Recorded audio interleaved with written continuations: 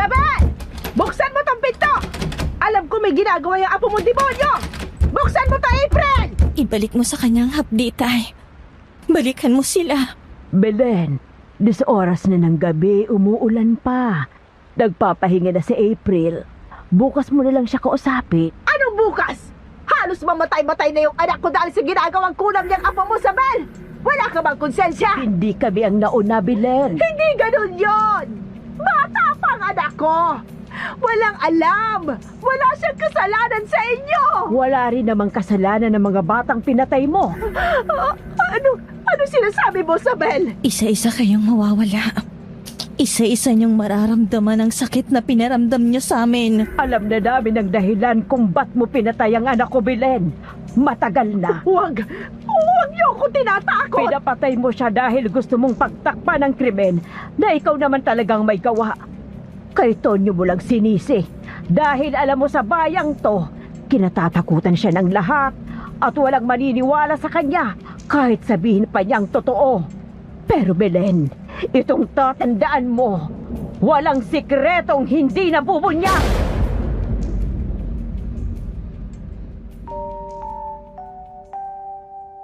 Lumaki akong laging pinaaalalahan ng huwag kaming mananakit hanggat hindi sila ang nangunguna. Pero kapag napigtas na ang pasensya namin, hindi na kami umaatras. Ngayon, inunahan nila ang pamilya ko. At ito ang i-confess ko sa inyo. Itago niyo na lang ako sa pangalang April. Hindi ko tunay na pangalan. Galing ako sa pamilya ng mga mambabarang. Pero kahit ganon, pinilit kong wag sundan ang yapak ng tatay ko na si Tonyo. Isa sa pinaka-kinatatakutang mambabarang sa lugar namin. Kilala siya, hindi lang dahil sa lakas niya, kundi dahil sa pangalan niyang walang mintis. Pag sinabi niyang gaganti siya, siguradong may mangyayari. Lalo na nung may nambastos sa akin. Kinabukasan, buong pamilya na bumastos sa akin ay biglang nagkasakit. Pero nang pumanaw si nanay dahil sa malubhang sakit, natauhan si tatay. Sabi niya karma daw niya yon sa lahat ng nagawa niyang kasalanan. Kaya mula nun, binago niya ang landas niya. Tumigil siya sa pagbabarang. Ginamit niya ang kakayahan niya para gumamot at hindi manakit. Nagsisimba na siya. Tumutulong sa mga kapitbahay. Mas pinili niyang mamuhay ng tahimik at mapayapa. Pero hindi lahat nakakalimot. Dahil nung araw mismo ng Pistang Bayan, habang nagkakasiyahan ng mga tao sa plaza, pinatay siya sa harap ng marami. At sa mismong harapan ko.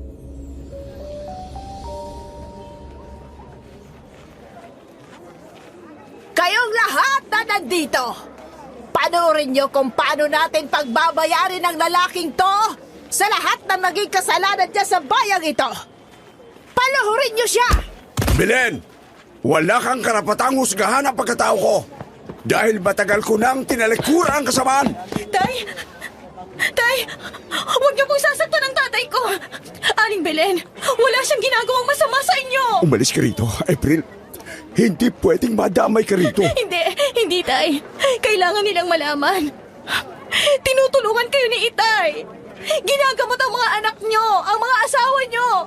Tapos ganito ang igaganti nyo sa kanya. Masyadong nabulag ang anak mo sa katotohanan, Tonyo. Kahit anong palabas mo ng pagbabagong buhay, hindi mo na mabubura ang nakaraan mo. Pinagbayaran ko na ang lahat, Belen. Ilang taon na akong nananahimik at nagbabago ng landas. At anong gusto mong palabasin? Na nagsisinungaling ako? Walang ibang may kakayahang gumawa ng ganong klaseng sumpa sa mga bata sa bayang to, kundi ikaw! Galing yun sa mga insekto, sa mga alaga mo demonyo! Hindi totoo yan. Aling Belen, ginagamot ko Ginagamot?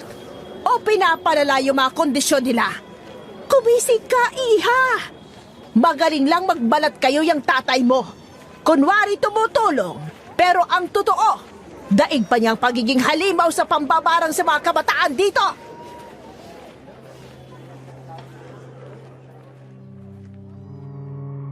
Nadurog ang puso ko sa mga narinig ko, Miss Ligaya. Kung makapagsalita kasi si Aling Belen, akala mo kung sino siyang malinis ang pagkatao. Laman nga ng simbahan, pero napakarami namang siniraan dito sa bayang to. Pero bago pa man ako makasagot, nagulat na lang ako nang lapitan kami ng mga tanod at hinila sa pagkakahawak ko si Itay.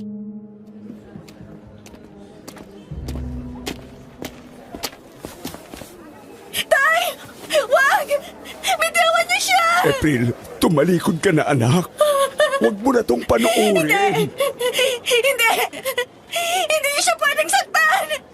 Tay!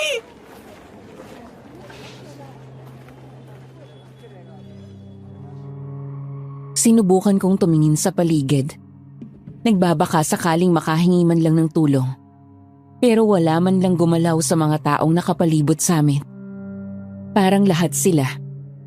Naghihintay lang ding tuluyang hatulan ng tatay ko ng kamatayan. Hindi ko akalaing ganoon lang kadali para sa mga taga-baryo. Nakalimutan ng mabuting nagawa ni Itay para sa kanila.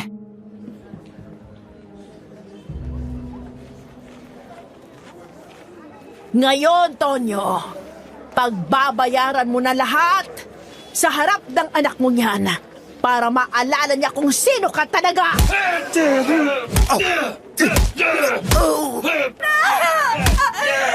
Tama na! Hindi na kaya! Tama na! Tatay!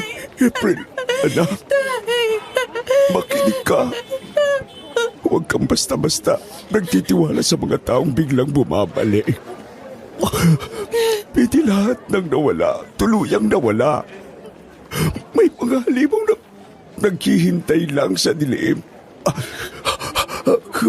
Pag dumating ang oras, hanapin po yung tanda. May marka silang kinikilala. Hala, sige! Tapusin niyo na yan nang mabawasan ang kasamaan sa bayang ito! Tama na. April, umalis ka na. Umalis ka na. Tay!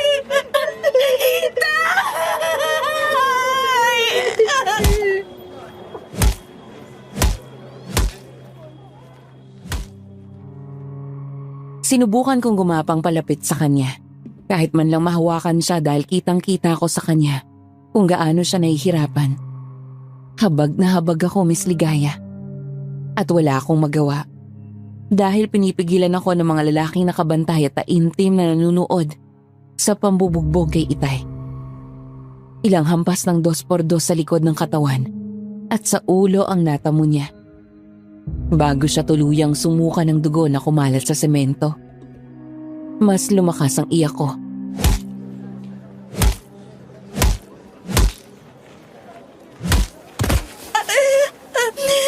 Bitiwan niyo ako!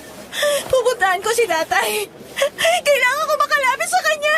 Kailangang mawala ang malas para dapuan tayo ng swerte!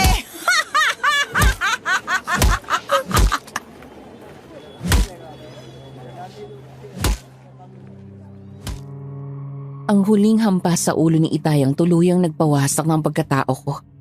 Dahil naramdaman ko na lang na tumama sa tuhod ko ang ulo ni Itay, na pinugot ng mga walang pusong tauhan ni Aling Belen. Sa mga oras na yon, Miss Ligaya, nanahimik ang buong bayan at mas angat ang boses kong punong-puno ng sakit at bighati.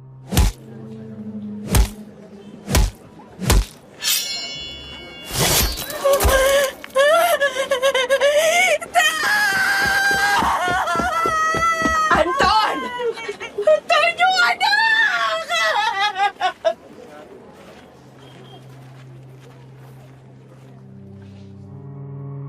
Naramdaman ko na lang na pinakawalan na ako ng mga tauhan ni Aling Belen.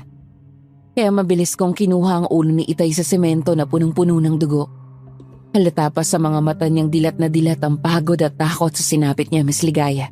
At wala kang ibang maririnig ng mga oras na yon, kundi ang sigawan at iyakan naming dalawa ni Lola Sabel, ang ina ng tatay ko.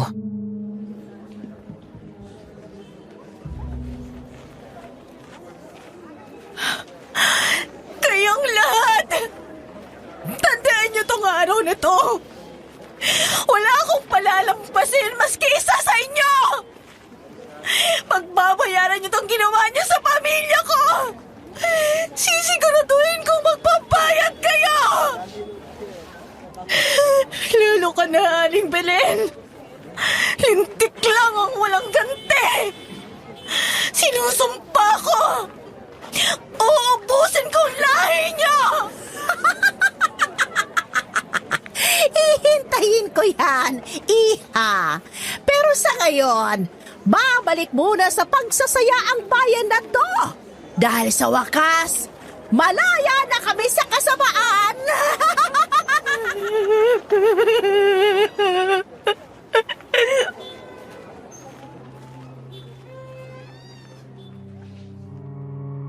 Kaming dalawa ni Lola Sabel ang naghukay ng paglilibingan ni Itay. Wala kaming ibang kasama noon kundi kami lang. Dahil tinalikuran na rin naman kami ng buong bayan. At habang ginagawa namin ang paghuhukay, tanging iyakan lang namin ni Lola Sabel ang maririnig, Miss Lagaya. Nanatili muna kami sa tabi ni Itay ng ilang oras. Doon kami naglabas ng mga hinanakit namin. Hindi ko kailanman matatanggap ang ginawa nilang pagtatraidor sa tatay ko.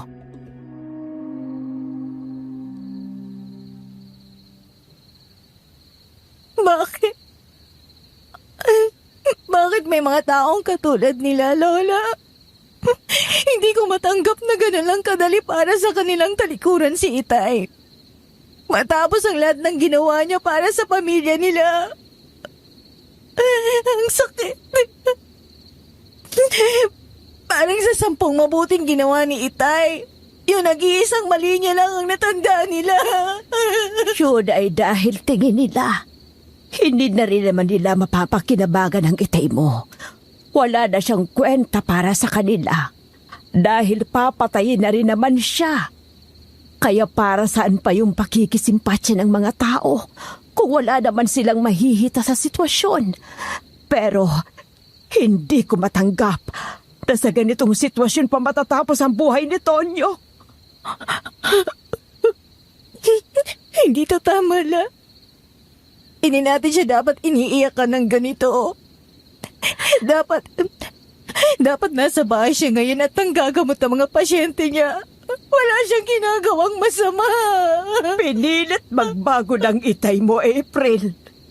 Lahat ginawa niya para masigurong hindi niya na muling babalikan ang landas na minsan niya ng tinalikuran.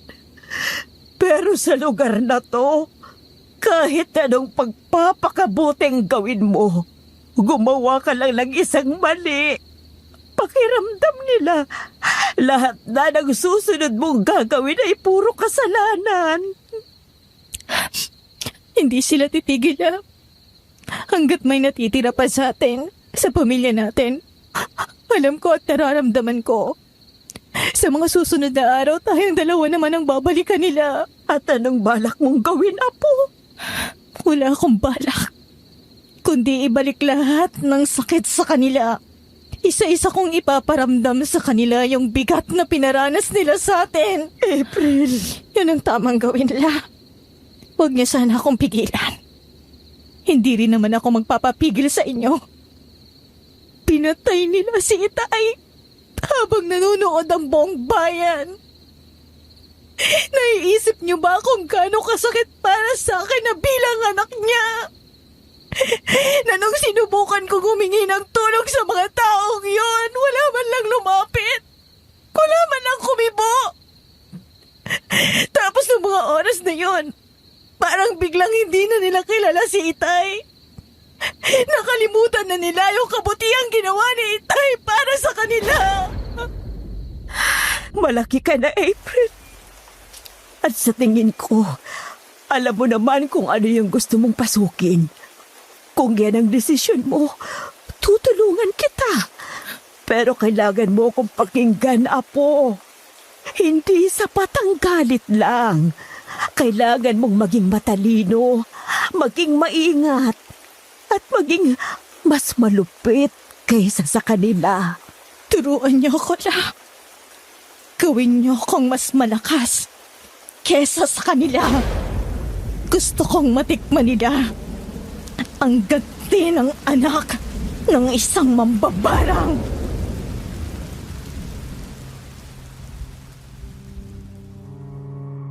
Kahit galing ako sa linya ng pamilya na puro mambabarang, hindi ko kailanman nakita ang sarili kong sumunod sa yapak ni Itay.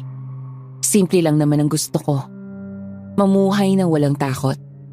At di masangkot sa kung anumang kinalaman sa kulam o barang. Ayokong maging kagaya ng pamilya ko. Dahil akala ko sapat na ang maniwala sa kabutihan. Pero minsan, may mangyayari't mapipilitan kang lumaban.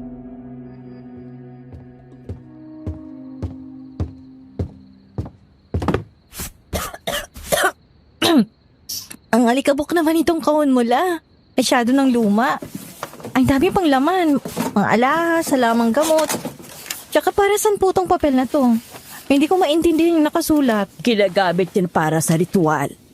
Hindi kasi pwedeng galawin itong kahon na to ng basta-basta. Panata ito, apo. At kapag pinasok mo na ang mundong ito, wala nang atrasan. Wala rin naman akong balak umatras, La. Gaya nga ng lagi niyong paalala sa amin mula noon. Huwag kaming mananakit hanggat hindi sila ang nangunguna. Pero dahil inunahan nilang pamilya natin, hindi ako papayag na apihin lang nila tayo. Kung ganon, kunin mo yung itim na kandila. Diyan tayo magsisimula. Ano pong tawag sa gagawin natin? Pagbuhay sa alo ng alaala. Titipunin natin ang lahat ng galit, yung sama ng loob, para maging laman ng kulam. At pipili tayo ng pangalan ng unang makatitikim ng paghihiganti natin. Si Aling Belen. Hindi pa. Hindi pwedeng siya ang mauna. Hindi muna, apo. Pero bakit po? Siyang nagpapatay kay Itay, La. Oo, alam ko. Pero gusto kong makita niya muna kung paano natin sila uunti-untiin. Gusto kong tubuan muna siya ng takot sa katawan hanggang salamunin siya nito. Tsaka hindi lang siya mag-isa. Yung mga nanood, yung mga tumawa, at yung mga tumalikod. Bahagi rin sila ng kasalanang ginawa ni Belen sa pamilya natin. Kaya kung gusto mong pabagsakin si Belen, kailangan muna nating unahin yung mga kinokontrol niya hanggang sa wala na siyang mapuntahan pa.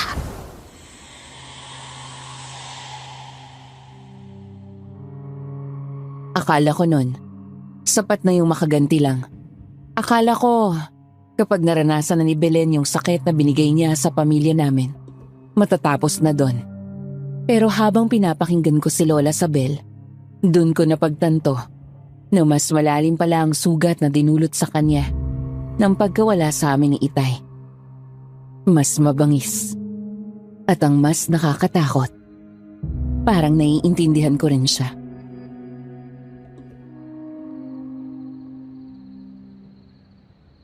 Sinong mauuna, La? Si Nestor. Yung tanod na unang humila sa Itay mo habang umiiyak ka. Sa kanya tayo unang maghihiganti. Ito ang litrato ni Nestor. Titigan mo, apo, at pag-isipan mo mabuti kung anong gusto mong gawin sa kanya. Gusto ko lang maramdaman ng pamilya niya kung gaano kahirap ang mawalan. Gusto kong maramdaman niya yung takot, yung desperasyong pilit kong nilalabanan. Habang sila, pinapanood lang na mahirapan si Itay. Kaya simula ngayong gabi, hindi ka na basta anak lang ng mambabarang. Anak ka na mismo ng kulam. Hindi ka na basta-basta. At wala kang karapatang maawa sa may mga utang sa'yo. Handa na ako. Simulan na natin, Lola.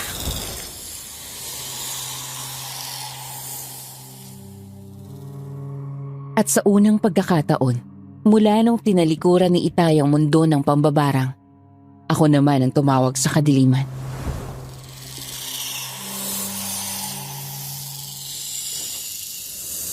Nestor ang pangalan niya. Alam niyo ng susunod na gagawin. Huwag niyong hayaang malibing ng tahimik ang pangalan ni Itay. Ipagpatuloy niyong nasimulan niya.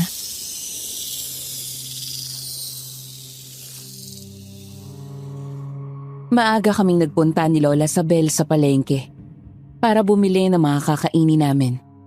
Hindi ko alam kung ako lang ba. Ilang araw pa lang mula nang pinaslang si Itay. Pero kung makakilos ang mga taga-bayan, akala mo wala silang nakita. May mga tinatapunan kami ng tingin. Oo, pero wala silang sinasabi. Parang natatakot. Parang ayaw madamay. Yung iba nakatingin lang. Yung iba umiiwas. Ni wala ngang investigasyon. Parang hinayaan lang nila na hindi makamit ni Itay ang hustisya. Hanggang sa...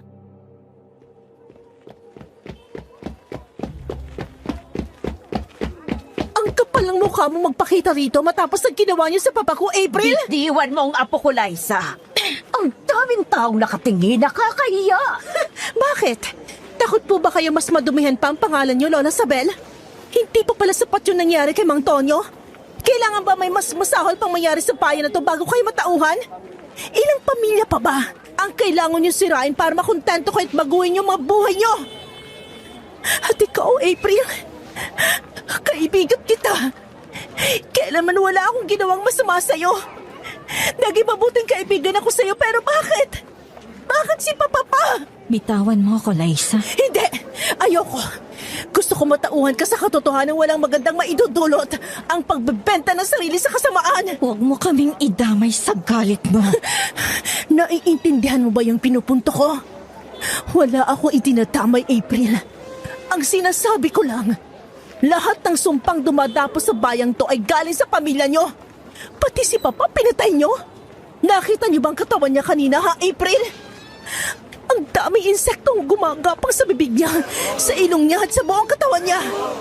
Para siyang hayop na nilapa. Yun ba? Yun ba ang klase ng kamatayang karapat dapat sa isang tao sumusunod lang sa utos? Tanungin mo sarili mo, April. Hanggang kailan ka magbubulag-bulagan? Hanggang kailan kayo magpapanggap na wala kayong kinalaman sa lahat ng ito? Hindi mo alam ang sinasabi mo, Liza. Kung ito ang paraan mo ng pagluluksa, huwag mo sa amin ibaling ni Lola. Kung gumaganti kayo dahil sa nangyari kay Mang Tonyo, dapat lang yon kasi alagad siya ng kadiliman! Babaliw ka na ba? Sa tingin mo, pagkatapos ng lahat na nangyari sa pamilya namin, may lakas pa kaming gumanti sa inyo? Mag-isip ka, Liza. Baka binalikan ka ng mangkukulam na inutusan ng asawa ni Sir Japet para parusahan ka dahil kabit ka. Kaya wala kang karapatang bastusin si tatay sa harapan namin ni Lola Sabel. Dahil si tatay ang tumulong sa'yo para tigilan ka ng dati. At ngayong wala na si tatay, tingin mo, hindi ka nun babalikan? Tama na yan, apo. Umuwi na tayo. Hindi, Lola. Ang bastos ng ugali eh. Hindi niya na ginalang si Itay sa kabila ng lahat ng nagawa ni tatay para sa kanya? Ano, Liza? Nakalimot ka na ba? Parang kailan lang yun ah. Di ba nga naglayas ka pa sa inyo? Dahil hindi mo na halos makilala ang sarili mo dahil kinulam ka. Tapos ganitong igaganti mo sa kanya? Matagal na kami nagkaayos ng asawa ni Japet. Kaya wag mong ibahin ang usapan, April. Hindi nun mababago ang katotohanan ng mamamatay tao kayo. Mga wala kayong puso! Tama na yan, Liza. Tara na, April.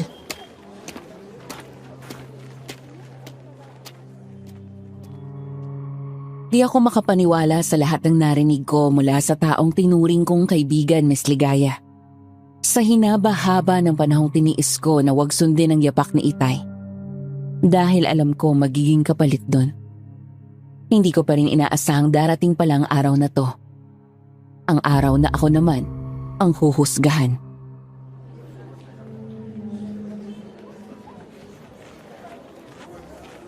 Hindi ko makakalimutan tong araw na to, Liza. Takasan mo man ako ngayon, April! Pero tandaan mo rin to, hindi ka kailanman matatahimik! Kayong dalawa ni Lola Sabel! Isinusumpa kong kayo mismong sisira ng lahi nyo!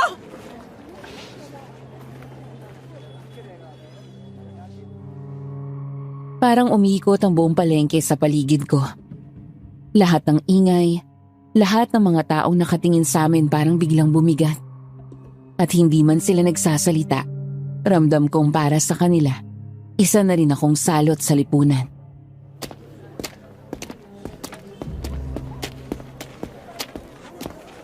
Lalaban tayo, apo. Titiyakin kong sila ang unang bibigay.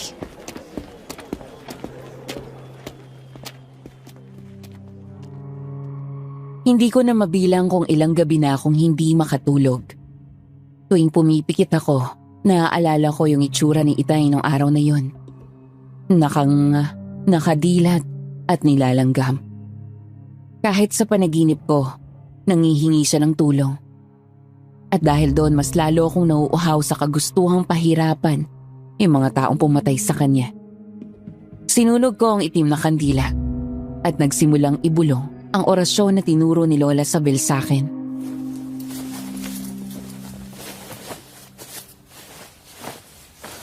Bumalik ka sa kanya. Hindi dapat manahimik si Mang Felix. Ang pumatay kay Itay. Dapat mabulok gaya ng ginawa nila sa kanya. Oh, ano yan? May tao ba sa labas? La? Nasaan ka? May tao po yata sa labas. Ma! Tulong! Wala yan, Apo. Huwag mong pansinin. Mag-focus ka lang dyan sa ginagawa mo. Pero Kung iniisip mong bata yung nanghihingi ng tulong, hindi. Nagkakamali ka, Apo. Huwag na huwag mong lalabasin kahit anong mangyari. Nililin lang ka lang yan para mawala ka sa focus. Kung may mangyari man, maging alerto ka lang din. Nandito lang naman ako sa salas. Sige na, pumasok ko na ulit sa kwarto mo at tapusin mo ng ginagawa mo. nakakakaba naman si Lola. Parang iba yung tono ng boses niya ngayon. Parang nagbababala.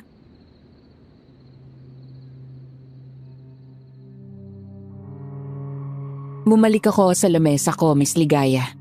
At binalikan ng manikang kanina pa ay tinutusok-tusok ko pa. Sinubukan kong bumalik ulit sa pag-oorasyon. Pero talagang hindi ako makapag-focus dahil naririndi ako sa sumisigaw sa labas. Idagdag pa na parang may naglalakad sa bubong ng kubo namin.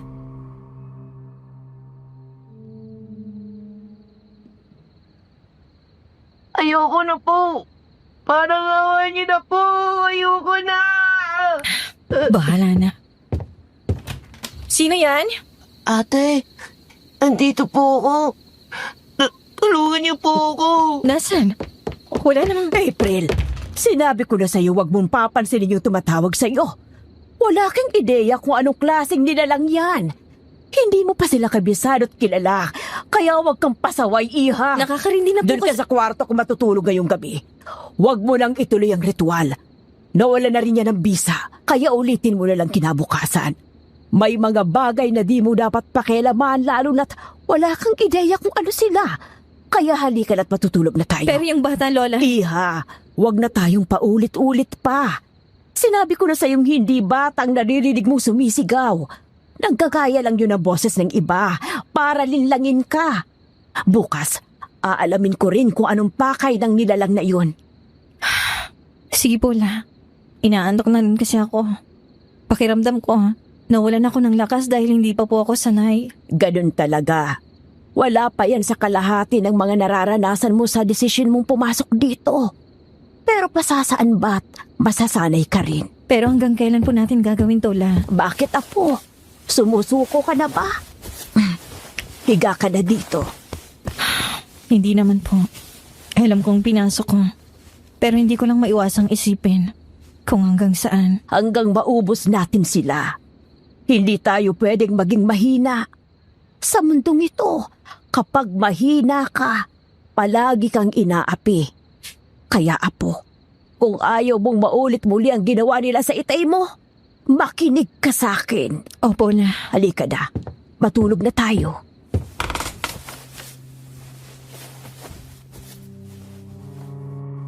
Hindi rin nagtagal. Narinig ko na ang mahinang hilik ni Lola Sabel. Pero ako hindi ko pa rin magawang makatulog. Bumabagabag pa rin sa isipan ko yung mga sinabi sa akin ni Liza nung minsan kami nagkaengkwentro sa palengke. Hindi ko akalaing pati siya mawawala sa akin. Iniisip ko na lang noon, Miss Ligaya, na baka paraan na rin yon para malaman ko na hindi pala talaga siya totoo sa akin bilang kaibigan. Nakakalungkot man. Pero wala. Hanggang doon na lang ang pagkakaibigan namin. Natigilan nga lang ako nang maramdaman ko yung kakaibang lamig na bumahalot sa katawan ko. At ang kasunod nito,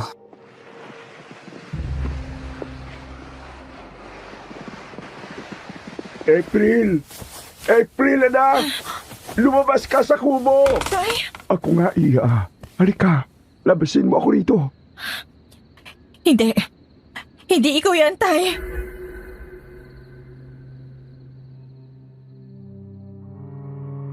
Nangungulila na ako kay Itay ng mga panahong yon, Miss Ligaya. Pero naaalala ko rin agad yung sinabi ni Lola Sabel na baka nililinlang lang ako ng halimaw na yon. Hindi ko alam kung anong pakay niya. Pero kahit mahirap sa akin, kasi parang binabaliwala ko si Itay, sinubukan ko pa rin matulog na lang. Nagdasal na rin ako. Kahit pa hindi ko alam kung tatablan ba ako ng pagdadasal dahil hindi ako malapit sa Diyos.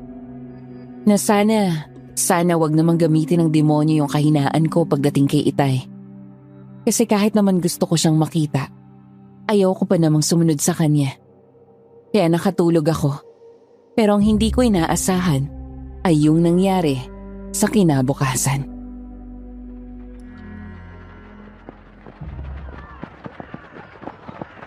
Buksan niyo tong pinto, April! Lumabas kayo dyan! Bakit sumusugod na naman si Liza, Lola? Magtitimpla muna ako ng kape nating dalawa. Pagbuksan mo na, harapin mo sila. Po? Pero... Tingin ko, tungkol yan sa nangyari kagabi. Pero wala naman tayong tinatago, Apo. Kaya kung di man sila maniwala, problema na nila yon. Yun bang tumatawag ng tulong kagabi, La? Parang kahit wala tayong kinalaman, sa atin pa rin ang bato nila. Masanay ka na, Apo. Para sa kanila, lahat ng kilos natin, isang malaking kasalanan. Kaya sinasabi ko sa iyo, pagpakiramdaman mo, may tumatawag sa pangalan mo, o gano'n na humihingi ng tulong, huwag mong papansinin. Kasi di mo sigurado kung talagang nangihingi yun ng tulong o patibong lang na kailangan mong kagatin. Sige po, lalabasin ko na sila. Buti naman naisipan mo buksan ang pinto, April. Akala namin mapapaos na lang kami sa katatawag sa inyo. Ano bang kailangan mo sa amin, Liza? Masyado pang maaga para sa pag-eskandalo mo. Nagsama ka pa ng mga kapitbahay niyo. May bata na namang nawawala kagabi, April. Alam namin kayo na naman ang may kinalaman dito. Liza, wala kami... Tumigil ka! Ilang beses na namin sinikmurang damayan ka. Pero hanggang kailan? Lahat ng kamalasan sa bayan to, sunod-sunod mula nang mamatay si Mang Tonyo. At gayon, may bata na namang nawawala. Nilamon ka na ba talaga ng kadiliman? Hindi na ba kayo mapipigilan? Nakakapagod nang magpaliwanag sa iyo, Liza. Naiintindihan ko ang sarado talagang utak mo. Kaya hindi pumapasok sa kukote mo yung sinasabi ko. Pero para lang malaman mo, hindi ako tulad nyo. Hindi ko magagawang Tigilan mo na ang pagmamaang-maangan mo, April. Lahat kami hindi makatulog sa gabi dahil may mga naririnig kaming kakaiba. Takot na kami mga taga-bayan. Pero kayo ni Lola Sabel parang wala lang sa inyo. Parang hindi kayo kinakabahan. Parang hindi man lang kayo nagimbal. Bakit? Dahil ikaw ang dahilan ng lahat ng ito. Imbes na sinasayang niyo ang oras niyo sa panunugo dito sa bahay namin, ibuhos niyo na lang ang oras niyo sa paghahanap sa kanila. Dahil wala kayong mapapala rito. Wala kaming tinagong bata o kung ano pa man dito. At kung hindi niyo naiintindihan yon, hindi na namin yung problema. Wala kaming mapapala. Kung hindi nyo ilalabas sa mga bata, kami ang kikilos. Pasukin nyo! Subukan nyo! Tingnan natin kung hanggang saan kayo dadalhin ang pag-aakusa nyo sa amin nang walang ebidensya. Hindi na kayo nakontento sa ginawa nyo kay Itay? Tapos idadamay nyo pa kami ni Lola Sabel na nananahimik? Magandang umaga sa lahat. Oh. Anong nangyayari dito? Marl?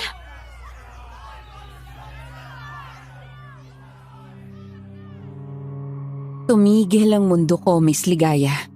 Nang sumulpot sa harapan ko ang lalaking minsan kong tinanggihan ng nararamdaman niya para sa akin. Mas naging matipuno si Marl. Mas pumuti. Mas tumangkad. At mas naging gwapo kesa nung huling beses na nakita ko siya dito sa bayan namin.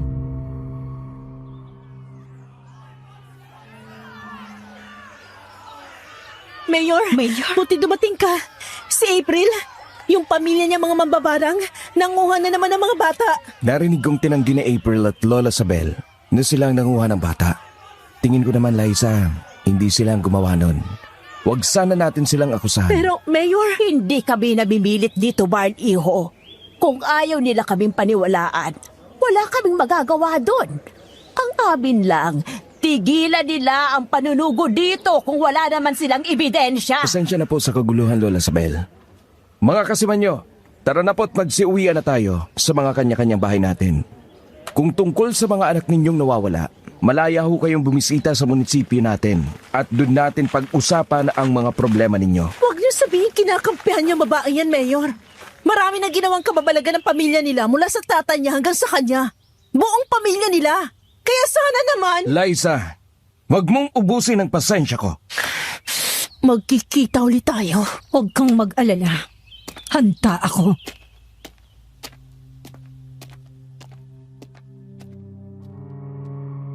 Nakahinga lang ako nang maluwag nung umalis na si Liza, kasama ang batalyon ng mga nanay na sumugod, Miss Ligaya.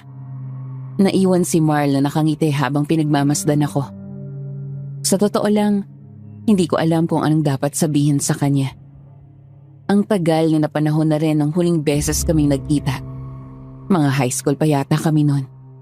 Pagtapos ko naman kasing makapag-high school, ay hindi na ako nagkolehiyo dahil wala kaming pera.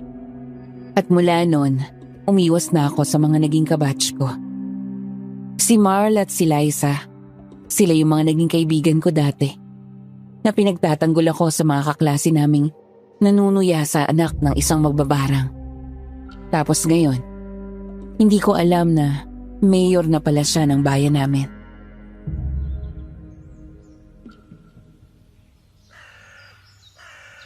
Ginulat mo naman kami, iho. Wala kaming ideya na mayor ka na pala ng bayan natin. Kasalukuyang acting mayor lang ho, Lola Sabel. Dumaan lang ho talaga ako dahil nabalitaan ko ang nangyari kay Mang Tonyo. Ayos ka lang ba, April? Hindi.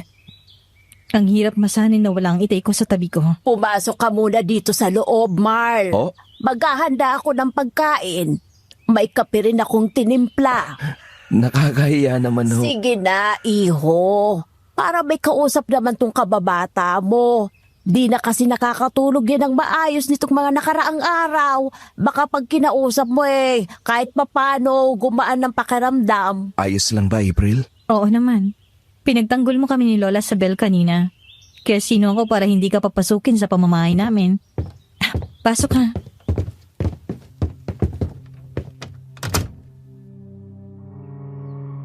Akala ko ang tanging sakit lang na mararanasan ko sa buhay ay ang pagkawala ni Itay. Pero ngayong bumalik na si Marl at may magpapaalala sa akin ng mga nangyari nung kabataan ko, mas lalong naging magulo ang lahat at hindi ko alam kung ano pang darating. Mula noon napapadalas na ang pagbisita ni Marl sa bahay namin. Palagi siyang may dalang pagkain para sa amin ni Lola Sabel hanggang sa nauuwi sa pagkukwentuhan naming dalawa. Naninibago ko kasi akala ko tanging si Lola Sabel na lang ang magiging kakampi ko sa lugar na to. Pero dumating si Marl at sa hindi ko maipaliwanag na dahilan, gumaan ang pakiramdam ko dahil nandito siya.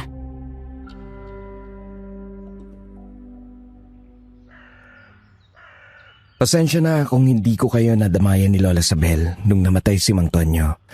Yung flight ko kasi pauwi rito sa probinsya nung araw na yon na-delay ng ilang oras. Akala ko pa nga, pag uwi ko rito, pag binisita kita, makikita ko rin siya.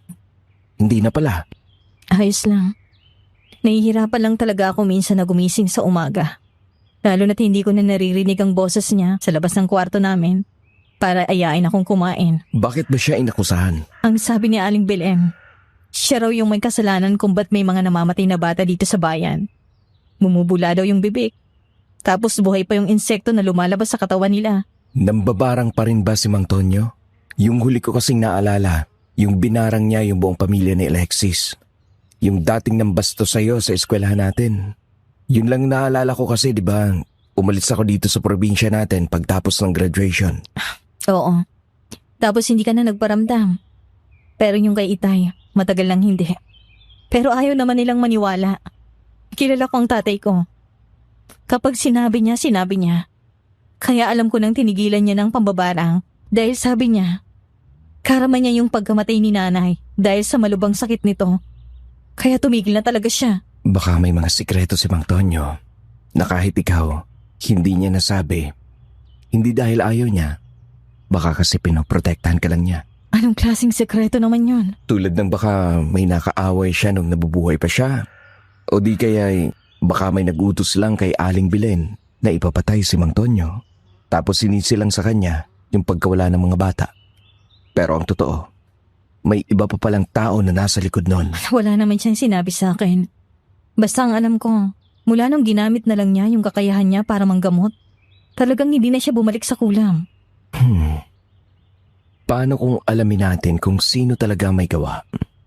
Baka sa ganun paraan, makuha mo rin ang hustisya para sa tatay mo. Pero paano? Bayad halos lahat ng taong hawak ni Aling Belen.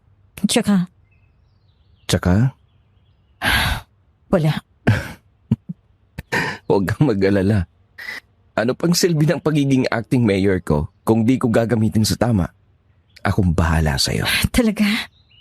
Salamat, Marl. Walang problema. Hindi ko alam kung anong gagawin ko kung sakaling wala ka dito. Sino-sino pa ba magtutulungan? Di ba tayo-tayo lang din? Salamat talaga.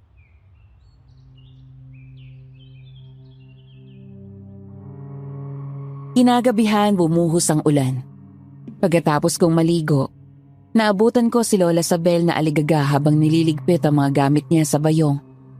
Mga tuyong dahon, bote ng langis at isang maliit na tela na may nakabuhol na piraso ng buhok.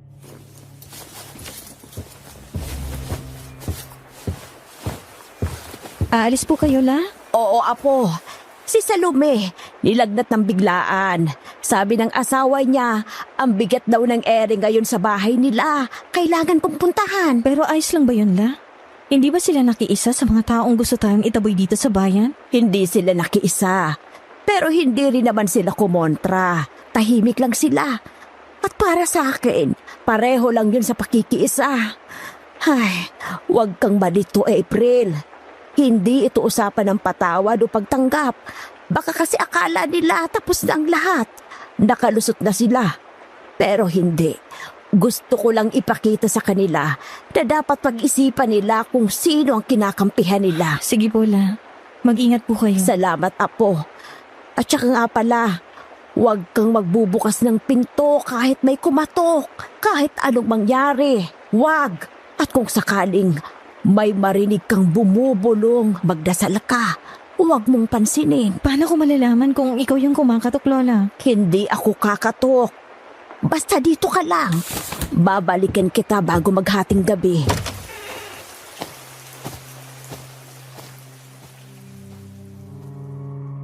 Napalunok ako at tumango sa sinabi ni Lola Sabel. Pagkalabas niya, isinara ko na agad ang pinto. Ikinandado. Tapos pumasok ako sa kwarto ni Lola Sabel para kunin sana yung mga gamit pambarang. Nang may napansin akong kwaderno na nasa kama. Luma na.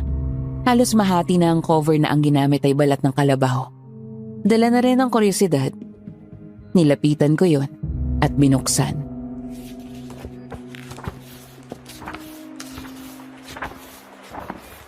Kay Lola ba to?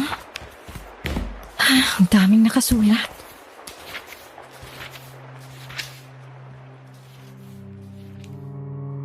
Mga pangalan. Isa-isang nakalista gamit ang pulang tinta. May ilang pamilyar. Yung mga matanda sa barangay na matagal ng patay. Meron din namang buhay pa. Mga kapitbahay. May ilang kamag-anak. May petsa sa tabi ng bawat pangalan. At yung ibang pangalan, may guhit. Parang binura. Pero hindi tuluyang nawala.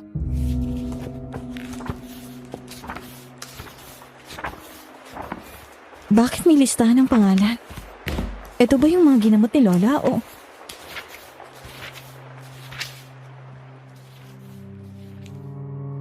Binuklat ko pa yung mga sumunod na pahina. Dahan-dahan. Parang may kung anong tumutulak sa akin na ituloy, kahit ang bigat-bigat na ng dibdib ko. Hanggang sa may napansin akong pahina. Yung parang sinadyang ilihim. Nakatupi ng maingat at sa loob nun, may isang pinatuyong dahon na parang inipit sa pagitan ng mga lihim. At sa ilalim nun, isang sulat na hindi pa tapos.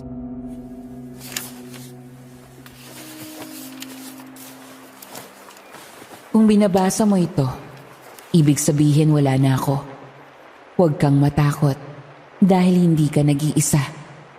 Laging may kapalit ang bawat pabor at kung sinimulan ko, baka ikaw na lang ang kailangang tumapos. May hindi ba sinasabi sa akin si Lola?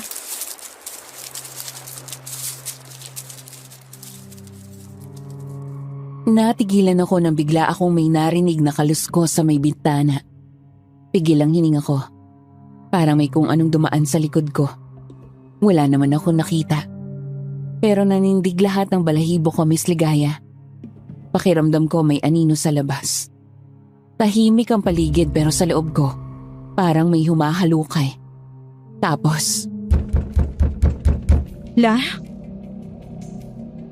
mahigpit kong hinawakan ng kwaderno. Parang yun lang ang pananggalang ko laban sa kung ano mang naroon. Bigla kong naalala. Sabi ni Lola, hindi ako kakatok. Kaya't lalong tumindi ang kilabot ko. April! Buksan mo tong pinto, Apo. Hindi. Hindi yan si Lola. Apo, nilalamig na ako. Pagbuksan mo na ako. Aba, Ginoong Maria. Napupuno ka ng grasya. April! Saan mo nilagay yung asin, Lola? Buksan mo, Apo. Ayoko nang pumasok yan ang sapilitan. Sino ka? Hindi ikaw ang Lola ko. Aba, Ginoong Maria. Napupuno ka ng grasya. Ang Panginoong Diyos ay sumasayo.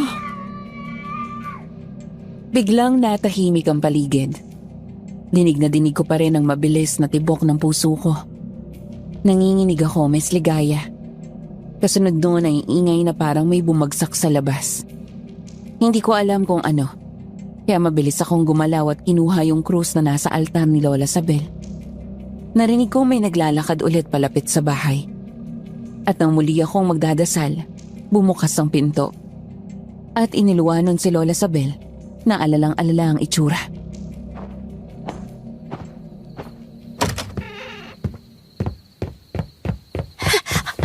Ayos ka lang ba, April? Lola! May nangatok ba? Opo. Takot na takot ako, Lola. Sige na. Kumalma ka na. Nagmadali rin akong umuwi pagkatapos kong gamutin si Salome. Hindi na kasi magandang pakiramdam ko. At hindi naman ako nagkamali. Mukhang binisita ka nila dito. Oh, sino pong sila? Di ko rin alam ang tungkol doon. Kung hindi ko pa nabasa yung laman ng kwaderno ng tatay mo. Yun po bang nasa kwarto niyo, Lola? Oo. Nalaman ko ang totoong dahilan kung bakit tinalakuran ng tatay mo ang pambabarang at kung bakit ginamit na lang niyang kakayahan niya para manggamot ng tao. Ano pong ibig niyong sabihin? Di po ba dahil kay inay kasi nagkasakit siya? Hindi, Apo. Hindi siya basta nagkasakit. Ang nanay mo, pinaslang siya ng isang nilalang na mas malupit pa sa aswang. Ang balaor. Balaur? Nilalang na isinilang sa galit, panaghoy at paghihiganti. Di mo siya pwedeng kulamin. Kahit mga aswang hindi lumalapit dyan. Mismong tatay mo umatras. Nagtago. Natakot. Bakit po si inay? Bakit siyang pinuntirya? May kasalanang matagal nang tinakpan ang angka ng tatay mo. At tanging dugo ng sariling pamilya ang kayang bumuhay muli sa balaor. At dahil si inay mo ang una, baka ikaw ang susunod. Kaya mula ngayon, Apo, kahit anong mangyari, huwag kang lalabas pag sumapit na ang dilim. Lalo na kapag makarinig ka ulit ng sigaw.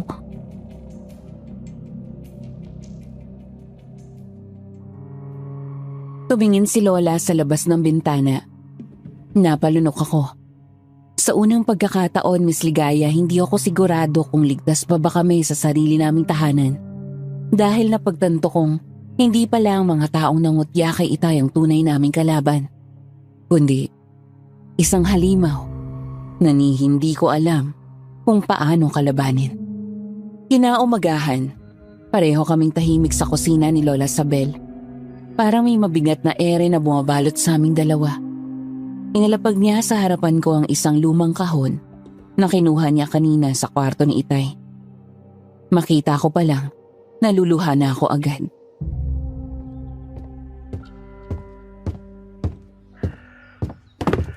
Itong mga lumang gamit ng tatay mo, may mga hindi siya nasabi sa'yo. Hindi dahil ayaw niya, kundi dahil pinoprotektahan ka niya.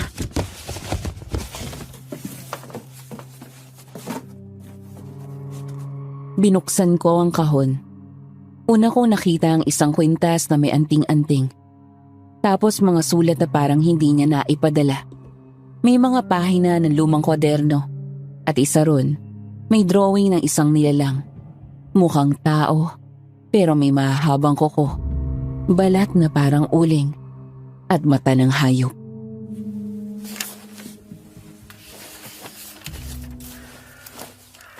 Ano to, Lola? Bakit ganito yung drawing? Yan ang dahilan kung bakit itinigil ni Tonyo ang pambabarang. Dahil kahit naging malupit sa kanyang mga tao dito sa bayan natin, gusto pa rin niyang protektahan ang mga taga rito, pati na rin ang pamilya niya. Lalo ka na, dahil ayaw niyang mabuhay ka sa takot, apo. At ito po, anong klaseng nilalang ito? Yan ang balaor. Isang halimaw na tumatawid sa panaginip, alaala at bangungot. Inaangkin muna ang isipan bago ang katawan. Hindi siya aswang. Hindi rin siya sigbin. Mas malala siya kesa sa lahat ng yon. Yan ang huling nilalang na nakita ng tatay mo nung gabi bago mamatay ang nanay mo. Pagbuksan mo, apo, itatago ko muna tong kahon sa kwarto ko. Sige po. Magandang umaga, April. Uy, Marl, magandang umaga rin sa'yo. Napadaan ka. Halika, pasok ka sa loob. Salamat. Hindi rin naman ako magtatagal. Maraming trabahong iniwan si Mayor sa munisipyo, kaya kailangan ko pang balikan yon.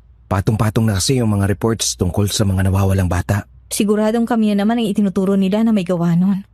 Teka, anong nangyari dyan sa braso mo? Namumula na yung sugat mo, parang kinalmot. Wala to. Nadulas lang ako sa likod ng bahay kagabi. May nakausling kawayan kasi doon eh. Marl, nandito ka pala. Magandang umaga po, Lola Isabel. Napadaan ka para tumulong o may hinahanap ka?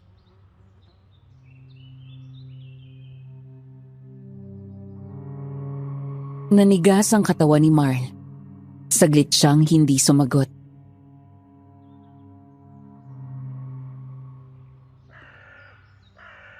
Pareho na rin siguro. Iha, pumasok ka muna sa kwarto. Kakausapin ko muna si Marl.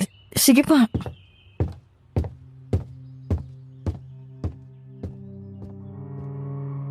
Pero habang papalayo ako, lumingon ako pabalik sa kanila. Nakita ko si Lola Isabel. Nakakunot ang noo.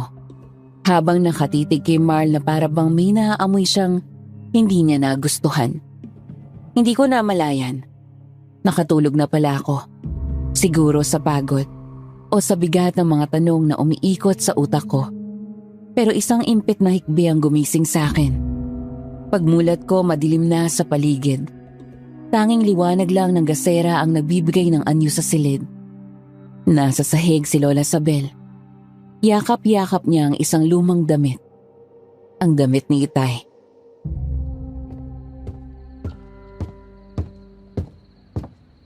Lola? Lola, ano nangyari? April, apo. Bakit po kayo umiiyak? Anong meron? Alam ko na ang totoo. Si Belen ang totoong dahilan kung bakit nawawala ang mga bata. Sinisisi niya lang si Itay mo para mapagtakpan ang mga kasalanan niya. Po? Paano niyo po nalaman, Lola? Si Marl. Sabi niya sa akin, tinanong ko siya, kinulit ko siya. Kasi ramdam kong may itinatago siya. Hindi pwede.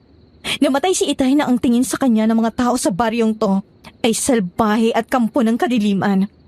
Tapos yung taong umatol ng kamatayan niya, siya pala may kagagawa ng lahat. Siya yung pumatay kay Itay. Kaya gaganti tayo. Gagantihan natin siya. Iparamdam mo sa kanya yung pakiramdam ng nawala ng minamahal sa buhay. Iparamdam mo sa kanya yung naramdaman mo bilang anak. Kulamin mo ang anak niya, apo! Tumulo ang luha ko, pero hindi ako umiyak. Hindi pa. Wala pa akong luha na kayang itapat sa sakit na to. Ang meron lang ako ay galit. Galit na sinamahan ng takot. Kung totoong sinabi ni Marl na tungkol sa ginawa ni Aling Belen, susundin ko ang sinabi ni Lola Sabel. Kailangan ko nang gamitin. Ibibigay ko sa iyo ang litrato ng pamilya ni na Belen. Ikaw nang bahala. Opo, Lola. Hindi ko sila mapapatawad sa ginawa nila kay Itay. Hindi lang nila siya pinatay. Sinira pa nilang pangalan ng ama ko. Tapos ganitong malalaman natin. Hindi ako makakapayag na maging masaya sila habang tayo hirap na hirap dahil wala na si Itay. Kung sinira nilang pamilya natin, sisirain ko rin ang sa kanila. Hindi ko sila titigilan hanggat hindi sila nauubos. Tama yan, Apo. Gawin mo lahat ng makakaya mo. Hindi rin ako papayag na pupuksain lang tayo ng mga tagabayan na walang ideya kung ano talagang totoo. Kaya kinagabihan, dumiretso ako sa kwarto ni Itay na mula nung nawala siya ay hindi ko na tinangkang pasukin dahil dala ko pa rin ang mga alaala niya. Kinuha ko ang garapon ng langis, ang punit na litrato ng bata, ang hibla ng buhok at ang butil ng asin na hinaluan ng pinigakong luha. Tsaka ako umupo sa sahig. Gumuhit ako ng bilog gamit ang durog na uling at asin. Sa gitna, nilagay ko ang mga gamit ng batang lalaki, anak ni Aling Belen. Kinarga ko ang sakit, inalalayan ko ng galit at sinamahan ng panata. Hindi ko to ginagawa para gumanti. Ginagawa ko to para tumigil na kayo. Para matigil ng pagkuha nyo sa mga batang walang laban. Kung ito yung panahon na kailangan kong maging masama, di sige. Dinukot ko ang karayom. Tinusok ko yon sa hibla ng buhok ng bata. Kasabay ng pagbigas ng mga salitang natutunan ko mula kay Lola Sabel. Malamig ang hangin sa paligid. Parang may humahagupit sa bintana. At sa mismong oras na bumulong ako ng huling linya, namatay ang apoy ng kandila. Kahit walang hangin sa loob ng kwarto, muli kong hinawakan ng litrato. Dahan-dahan kong tinupi yun sa gitna at nilagyan ng patak ng dugo mula sa sarili kong hintuturo. Simula ngayon, mararamdaman mo ang sakit ng bawat batang ginamit nyo. At maririnig mo ang iyak nila sa bawat gabi na magpapahinga ka sana. Hindi ako nanginginig. Wala akong maramdaman na pagsisisi, Miss Ligaya. Ang anak ni Aling Belen ang pinain ko dahil gusto kong humarap sa akin si Aling Belen. Siya ang gusto kong mapilitan na pumunta rito, lumuhod at humingi ng tawad. Dahil sa ganitong paraan, baka sa wakas, mapilitan siyang aminin ng totoo. Sabel! Buksan mo tong pinto! Alam ko may ginagawa yung apo mo, demonyo! Buksan mo to, April! Ibalik mo sa kanya ang hapdi, Tay. Balikan mo sila, Tay. Belen, 10 oras na ng gabi, umuulan pa. Nagpapahiga na si April. Bukas mo na lang siya kausapin. Anong bukas? Halos mamatay-matay na yung anak ko dahil sa ginagawang kulam niyang apo mo, Sabel. Wala ka bang konsensya? Alam mong hindi kami ang nauna, Belen. Oo, hindi. Pero hindi dapat ganun yon. Bata pang anak ko, Sabel. Walang alam. Wala siyang kasalanan sa inyo. Kung ako ang may atraso sa inyo, dapat ako na lang. Wala rin namang kasalanan ng mga batang pinatay mo. Pero bakit? Bakit mo ginawa yun sa kanila? Anong sinasabi mo, Sabel? Isa-isa kayang mawawala. Isa-isa niyong mararamdaman ang sakit na pinaramdam niyo sa amin. Alam na namin ang dahilan kung ba't mo pinatay ang anak ko, Belen. At nakakasuka ka! Huwag niyo ako tinatakot! Pinapatay mo siya dahil gusto mong pagtakpa ng krimen na ikaw naman talagang may gawa. Kay Tonyo mo lang sinisi dahil alam mong sa bayang to, kinatatakutan siya ng lahat. At walang maniniwala sa kanya kahit sabihin pa niyang totoo. Pero Belen, itong tatandaan mo, walang sikretong hindi nabubunyag. Hindi totoo yan! Paano mo nalaman? O baka nga hindi lang si Tonyo. Baka nga ikaw rin ang dahilan kung ba't namatay ang asawa ni Tonyo. Ganun ka na ba kauhaw sa dugo? Na gusto mo pang sakupin ang bayang to? Sinong nagsabi niya sa'yo, ha? Sino? Hindi na mahalaga yun, Belen. Ang importante dito, maranasan mo yung sakit na naramdaman namin ni April nung binawi mo sa amin si Tonyo. Hindi namin kayo titigilan, bruha ka! Sisiguraduhin naming mauubos namin ang lahi nyo! Ano? Uubusin? Sa tingin mo ba, mauubos nyo kami, ha, Sabel? Ni kahit si Tonyo nga, hindi kami kinaya. Umatras siya dahil alam niya na hindi kami basta-basta banggain. Tapos tingin nyo, kaya nyo kami? Kahit magsama pa kayo ni April, hindi nyo kakayanin, Sabel. Anong ibig mong sabihin? Huli ka na, Sabel. Dahil magmula nung namatay si Tonyo, unti-unti nang nakakapasok dito ang grupo namin. At wala na kayong magagawa kapag sinakop na namin ang bayang to. At si Anita? Nagbabayad lang siya ng utang niya dahil tinalikuran niya kami. Ano? Hindi ba sinabi sa inyo ni Tonyo? Aswang ang napangasawa ng anak mo, Sabel. Aswang na tinalikuran ng dugo niya para sumama sa isang mambabarang na hindi naman siya kinayang ipagtanggol sa angkan niya. Duwag ang anak mo, Sabel! Para akong nabingi sa narinig kong sagutan ni na Lola Sabel at Aling Belen sa labas ng bahay noong mga oras na yon. Miss Ligaya, hindi ako makapaniwalang. Ngayon ko lang maririnig ang lahat ng to. Mula sa angka na pinanggalingan ni Inay, ang tunay na rason kung bakit tinalikuran ni Itay ang pambabarang at ang mga nilalang na nakita ko sa kwaderno niya. At gayon, naniningil lang kami sa mga may pagkakautang sa amin! Tulungan niyo po ako! May aswang! Aswang? Kinuha niya yung bata! Nakita ko hinalukan niya yung lamang loob ng bata! Belen! Lumayo ka sa akin! Halimaw ka! Lola! Oh, Aling Belen! Anong... Para akong binuhusan ng malamig na tubig sa nakita ko, Miss Ligaya. Sa harap namin nakatayo si Aling Belen, pero hindi na siya ang anyong tao. Nakalugay ang basang buhok niya. Nangingintab yun dahil sa pawis at putik. Ang mga mata niya ay parang nag-aapoy sa pagkapula. At parang may sumisingaw pang init. Tumakbo ka na, Apo! Hindi. Ayoko po, Lola. Hindi ko po kayo iiwan ditong mag-isa. Bakit ganyan ang itsura ni Aling Belen, Lola? Nakaawang ang bibig ni Aling Belen at kitang-kita ng mga mata ko kung paanong unti-unting tumutubo ang mahahabang pangil niya. Habang bumabakat na rin ang matutulis na kuko sa mga palad niyang nanginginig sa galit. Hindi ko alam kung anong uri siya ng aswang. Hindi yun matanda't maputi ang buhok na naririnig ko sa kwento ng mga matatanda. Masahol to. Mas mabangis. Parang hayop na nabitag. Kayo ang pamilya niyong sumira sa lahat! Hindi ko kayo mapapatawad! April! Lumayo na! Doon na ako natauhan, Miss Ligaya. Punong-puno na ng luha ang mga mata ko dahil naiwan ko si Lola Sabel sa loob ng bahay. Tumakbo ako sa kalsada, pero dinig na dinig ko yung tunog ng nilalapa siya sa loob ng kubo. Ang bawat sigaw ni Lola ay pinipira-piraso ang puso ko.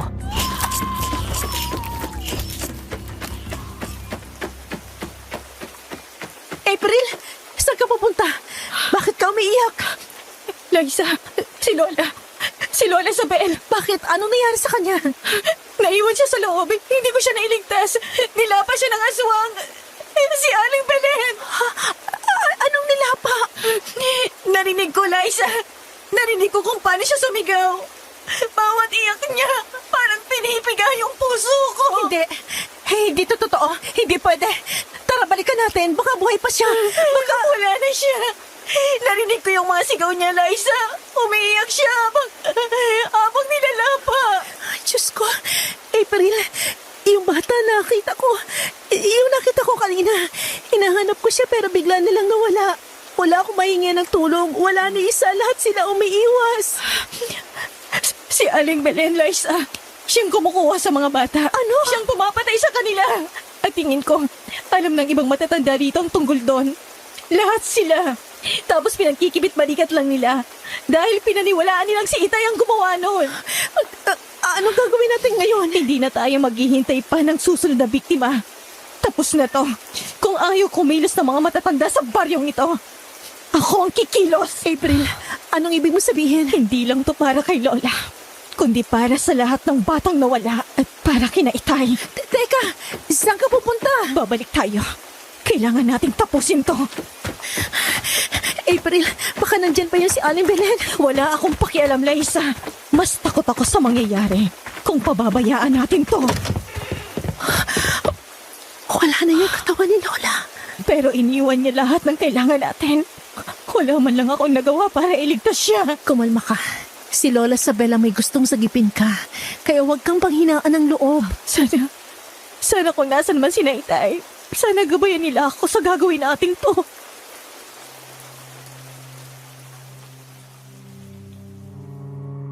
Pumasok kaming dalawa sa loob ng kwarto ni Lola, kung saan kinuha ko sa ilalim ng papag niya ang kahon na puro mga gamit niya. Umalingaw-ngaw ang tunog ng mga bote ng langis nung binuksan ko ang kahon. May nakita rin akong mga dahon sa loob nun.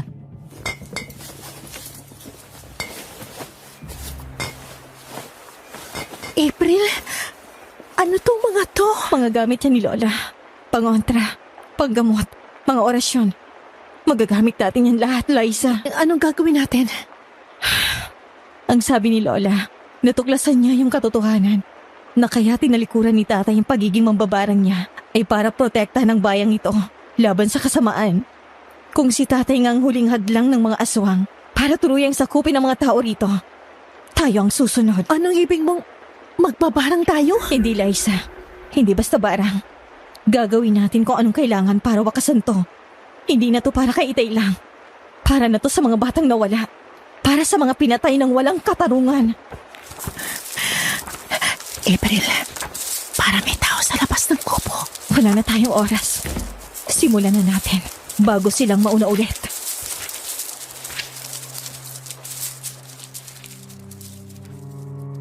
Walang ibang maririnig ng gabing yon, kundi mga yapak naming dalawa ni Liza sa damuhan. Ang mabilis naming paghingal at malakas na kabog ng dibdib. Napagdesisyonan naming sugurin ang bahay ni Aling Belen.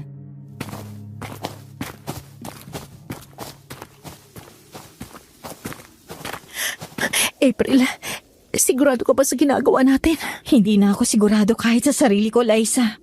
Pero sigurado akong hindi ako lalayo hanggat hindi ko nakikita kung sino talagang may gawa nito. April, tingnan mo to. Mga dumi ng hayop. Bote ng dugo. Anong gagawin nila rito? May mga pakete rin ng mga buhok. Tingin mo sa mga bata to na nawawala? Oo, tsaka ano to? May mga pins ng pangkulam? Liza, tingin ko, ito yung ginagamit nila para pumatay. Parang altar to. Altar ng mga aswang. Hindi ko inaasahang pupunta kayo rito. Marl, anong ginagawa mo rito? Tingin ko naman, dahil kayo na mismo ang nagtulak ng sarili ninyo papunta rito. Alam nyo na. Matatalino kayo, April at Liza. Hindi na dapat ipilit na isubo sa inyo ang mga impormasyon. Teka, kasabot ka ba ni Aling Belen? Nangunguha ka rin ba ng mga bata? Hindi. Hindi pwedeng ikaw. Akala ko pag nawala na si Mang Tonyo sa landas namin, malaya na rin naming masasakop ang bayang to na walang hirap. Pero hindi eh. Kasi may mga katulad mo, April, na hadlang sa plano. Akala ko, kapag nalaman nyo na ang totoo, na si Aling Belen ang nangunguha ng mga bata, titigil na kayo. Dahil yun naman ang gusto nyo, di ba? Yung katotohanan para kay Mang Tonyo. Pero hindi. Hindi pa rin kayo tumigil. Baliw ka ba? Talagang hindi kami titigil dahil hindi makatarungan yung ginawa niya sa itay ko.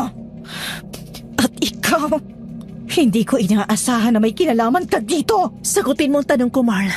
Kasabot ka ba ang manguha ng mga bata? Saan niyo sila dinala? At si Lola. Pinatay ni Aling Belen si Lola. Pero hinayaan mo lang. Naging mabuti yung lola ko sa'yo. Tapos ganito lang yung gagawin mo?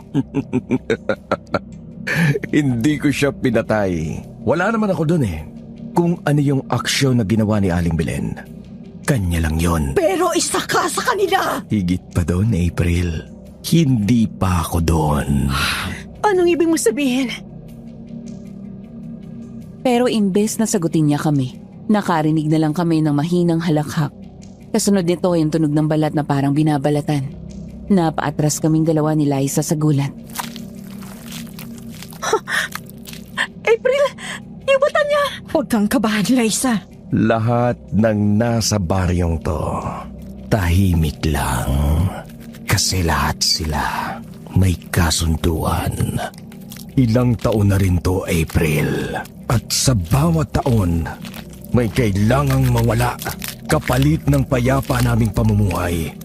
Pero dahil sa tatay mo, hindi namin tuluyang masakop ang bayang to. Kapalit! Mga bata! Mga inosente! Isipin mo, ilang taon na kayong walang gulo, walang gyera, walang tagutom. Baryo lang kami sa mapa, pero hindi kami iniiwan ng biyaya. Bakit kaya? April, ano gagawin natin? Kumuha ka ng bote ng langis, Liza. Dali! Eto na yung bote! Tumulo ang langis mula sa bibig ng bote habang nanginginig si Liza sa takot. Hawak ko na ngayon ang garapon. Mainit sa kamay kahit malamig naman ang paligid. Dinig na dinig ko ang nagkakaskasang kuko ni Marl. Pati na rin ang langit-ngit ng kahoy na nilalakaran niya. Naramdaman kong nagtago si Liza sa likuran ko. Tila inaalalayan ako. Marl! Huwag mo kaming lalapitan! Pero hindi na siya si Marl, Miss Ligaya. Punit na ang balat sa braso niya. At sa ilalim ng balat ay parang may mas makapal at maitim na kaliskis. Ang leeg niya, unti-unting humahaba, parang hinihila ng kung anong puwersa. May lumalabas na buto sa kanyang likod. Nanlilisik ang mga mata, kulay kahel, at may hugis ng mata ng bayawak. Sinimulan niyo to, April. Kaya tatapusin ko rin to gamit ang katawan mo. Ngayon na, April! Binuksan ko ang garapon at ibinuhos ang langis paharap kay Marl. Tumalsik yon sa balat niya ngayon ay halos hindi na makatao. At sa mismong pagdampi nito, halos mabingi kami sa sigaw ng hayop. Kasunod nito ay parang nauupos na sunog ng balat. Ang kutsilyo, Liza! Nasaan ang kutsilyo? Eto! Kahit nanginginig ang kamay ko, tinanggap ko ang kutsilyo. Hindi ako sigurado kung sapat yon. Pero para sa lola ko, sa itay ko, at sa lahat ng batang kinuha nila, kailangan kong lumaban. Lumapit ako at itinarak yon sa kanya. Sumisigaw si Marl habang napaatras ng hakbang. Humahagulgol na siya na parang hayop na nasasaktan habang binubulok ang balat niya sa langis na pinagbasbasan ni Lola. Pero hindi pa rin siya tuluyang natumba. Liza! Tumakbo ka na! Huwag mo na akong balikan! Hindi na ako tatakbo habang nandyan pa yung matandang... Ang tapang mo na ngayon, Liza. Akala ko ba'y duwag ka? Aling Belen? Nakatayo sa may bungad ng kusina si Aling Belen. Bitbit ang lumang pamalo na ginamit niya sa tatay ni Liza dati. Nanginginig ang mga ugat niya sa leeg, parang may gumagapang sa ilalim ng balat. Pero kalmado pa rin ang muka. Walang hiya ka. Ikaw ang sumira sa pamilya ko. At sa amin ni April. Ako ang sumira? Eh di sana huwag ka nang tumira sa lugar na to kung ayaw mong maranasan ang kapalit. Hindi na ako nakaabot para sa kanya. Nakaatake na si Aling Belen. Mabilis. Parang aninong sumulpot. Umikot si Liza. Dumapa. Tumama ang pamalo sa dingding. Pero bago pa makabawi ang matanda, may binunot si Liza mula sa bag. Isang itak na ginagamit ng tatay niya sa bundok. Hinugot niya to na parang parte ng katawan niya. Hindi ako ang tatay ko. Pero ako ang anak niya, di mo napatay!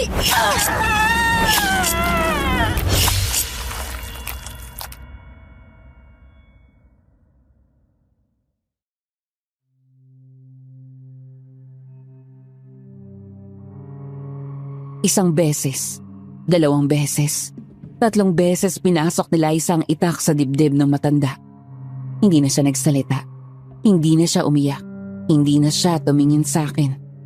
Pinutol niya ang hininga ng halimaw na sumira sa pamilya niya.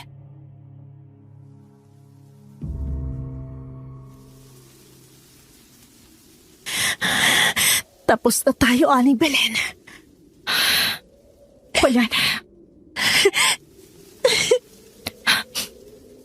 Wala na sila, Liza. Tapos na. Kumalma ka na. Pasensya na, April. Sa lahat. Wala yun. Ang malaga, wala na sila. Hindi ako makapaniwala na isa si Marl sa kanila. Ako rin. Pero wala na tayong magagawa. Tapos na. Sana makapagsimula ulit tayo ng panibago. At sana rin, wala nang makapagpatibag ng pagkakaibigan natin. Oo. Wala na.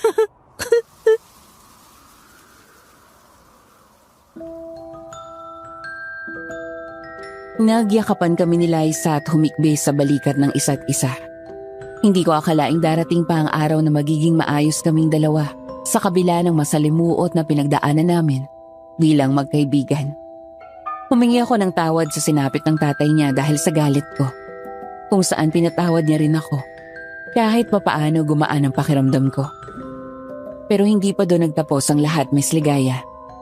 Dahil pagtapos ng gabing yon, hindi ko na tuluyang nakita ang katawan ni Lola Sabel. Sinubukan naming hanapin ni Liza, pero wala talaga kaming nakita. Maski mga katawan ng mga batang dinagit nila. Kaya sa huli, nagbunta na lang kami sa sementeryo sa bayan at doon ako magdamag na umiyak sa puntod ni Itay na hinukay pa namin ni Lola. Gabi-gabi ko na lang silang ipinagdarasal na sana nasa maayos silang lugar. Dahil masakit man sa akin, ayos na rin ako. Ang mahalaga na kapagpahinga na sila at malayo na sa napakagulong mundo. Dito na po nagtatapos ang sulat ko, Miss Ligaya. Maraming salamat sa pakikinig.